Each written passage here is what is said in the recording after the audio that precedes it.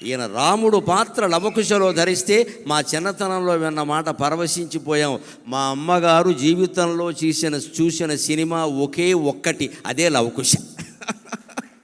అప్పట్లో బ్రాహ్మణ స్త్రీలు, అసలు స్త్రీలు అందున బ్రాహ్మణ స్త్రీలు సినిమాలకు వెళ్ళే అవకాశం లేదమ్మా, వాళ్ళకు కుదిరే పని కాదు. కానీ లవకుశ సినిమా వచ్చాక మా నాన్నగారితో దెబ్బలాడి మా అమ్మ సినిమా చూసి పెద్ద బండి కట్టుకుని వెళ్ళడం, దానికి 2 ఇంటర్వెల్స్ ఇచ్చేవారు. 32 ఏళ్ల సినిమా అది.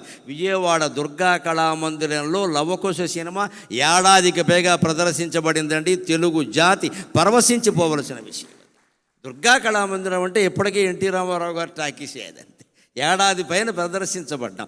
ఆ లవకుశలో ఉన్న రాముణ్ణి చూస్తే వాల్మీకి నేను 16 లక్షణాలు చెప్పింది ఇటువంటి వాడిని కదా, ధర్మజ్ఞ కృతజ్ఞ సత్యవాక్యో దృఢవ్రత కోన్వస్మిన్ సాంప్రదంలోకి గుణవాన్ కశ్చ వీర్యవాన్ అని చెప్పానే నేను బాలకాండలో. ఆ లక్షణాలన్నీ మూర్తిభవించిన వాడు ఇంతకాలానికి ఆంధ్రదేశంలో పుట్టాడు రాని వాల్మీకి ఆయన ఆశీర్వదించాడండి. అందుకని అంతవాడయ్యాడు.